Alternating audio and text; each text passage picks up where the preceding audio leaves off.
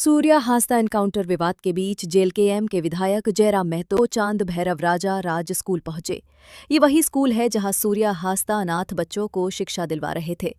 School में पहुंचकर विधायक ने आदिवासी और पहाड़िया बच्चों से मुलाकात की और उन्हें पढ़ाई जारी रखने की सलाह दी। उन्होंने कहा, सूर्या भाई ने आपके लिए जितना किया उतना तो हम नहीं कर पाएंगे, लेकिन हम अपनी क्षमता के अनुसार हमेशा आपके साथ खड़े रहेंगे। आप पढ़ाई मत छोड़िएगा, झारखंड को अभी बहुत कुछ बदलना है। जयराम महतो ने बच्चों को प्रेरित करते हुए कहा कि भले इंसान चले जाते हैं, लेकिन उनके साथ बिताए पल कभी उन्होंने बच्चों को ये भी संदेश दिया कि वे शिक्षा में इतनी प्रगति करें कि भविष्य में अधिकारी बनकर अन्याय के खिलाफ खड़े हो सकें। महतो ने कहा, आपको पढ़ लिखकर उसी डीएसपी जैसा बनना है जिसने सूर्या भाई के साथ गलत किया, ताकि आगे कोई और सूर्या भाई के साथ ऐसा अन्याय न कर सके। विधायक जयराम महतो की ये मुलाकात बच्चों के लिए उम्मीद और हौसले की नई किरण छोड़ गई। उनके संदेश ने बच्चों को न सिर्फ पढ़ाई जारी रखने की प्रेरणा दी, बल्कि सूर्या हांसदा के सपनों को आगे बढ़ाने का भरोसा भी दिलाया।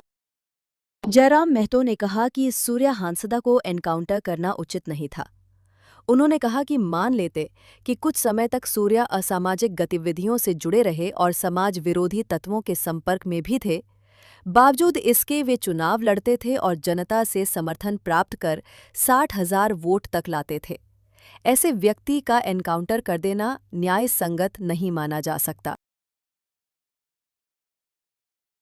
मैं एक बात स्पष्ट कहना चाहूँ, सपोज मान के चलिए अगर असामाजिक गतिविधियों में थे, अगर असामाजिक तत्वों के साथ उनका नाता था, तो वो ध्यान रह देने वाली बात है, वो चुनाव लड़ते थे और उस चुनाव में 25,000, 30,000, 50,000, 60,000 वोट लेके आते थे। तो ऐसे शख्स को आप इनकाउंटर नहीं कर सकते। तो इनकाउंटर किया गया, यह बिल्कुल संदेह के दायरे में है। इसकी सीबीआई से जांच की मैं मांग करता हूँ और निसंदेह अगर ऐसा रहा तो आने वाले दिन ब्रिटिश इंडिया को हम पनपते हुए देखेंगे। आप तमाम औद्योगिक क्षेत्रों को यहाँ फलते फूलते मैंने जबरन हमारी जमीनों को फलते फूलते देखेंगे, ना विस्थापन होगा, ना यहाँ पर किसी प्रकार का मैंने व्यवस्था की जाएगी।